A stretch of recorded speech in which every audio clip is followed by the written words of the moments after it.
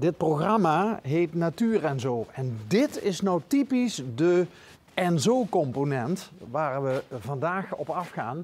Want heks Petrushka woont hier. En heksen zijn zo ongeveer de meest met de natuur verbonden mensen die we ons maar kunnen voorstellen.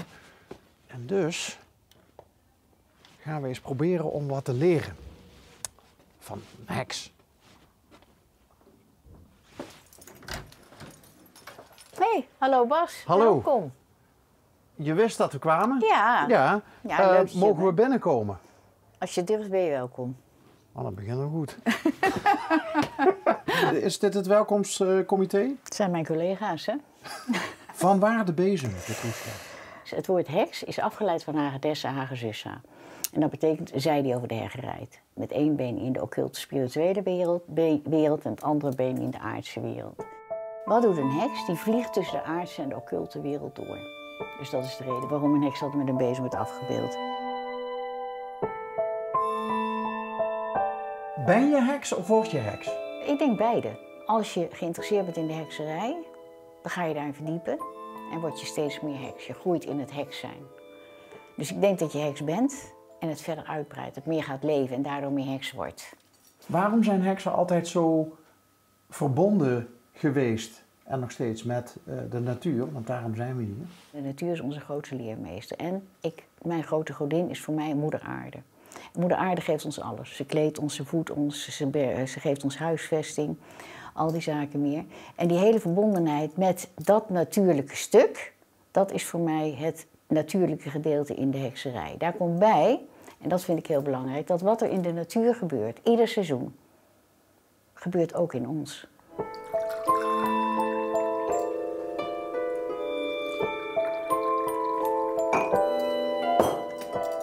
Ik zie hier alweer van alles staan. Ja. Waar ben je mee bezig? Waar ik mee bezig ben is, dit is brandneteltinctuur die ik aan het maken ben. Dat zijn brandnetels die ik vorig jaar in het najaar nog geoogst heb. En die ben ik aan het zeepeladen goed uitdruppen. En dan is het brandneteltinctuur en die werkt heel reinigend en heel helend.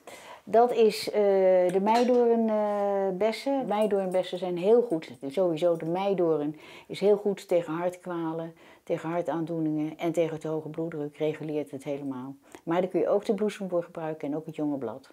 En ik maak er ook liqueur van en die is ook heel lekker. Oké. Zo. Ruik je? Oh, wauw. Ruik je de look ook bovenuit, hè? Dat zijn kappertjes die ik gemaakt heb van Oost-Indische kers. Ik ben dol op kappertjes. Ja, ik zou ze niet allemaal tegelijk doen. Niet allemaal tegelijk? Oh. Mag voor mij wel. Je mag ze allemaal hebben, dat gaat niet om. Dat is een beetje scherp misschien. Oh, heerlijk.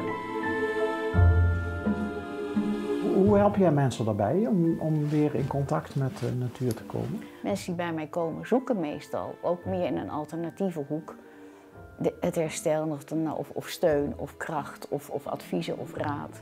En daar probeer ik ze met de krachten van de natuur mee te begeleiden. Iedere volle maan wordt geconfronteerd met de maan en het levensgebied van die maan, waardoor je ook bewust wordt.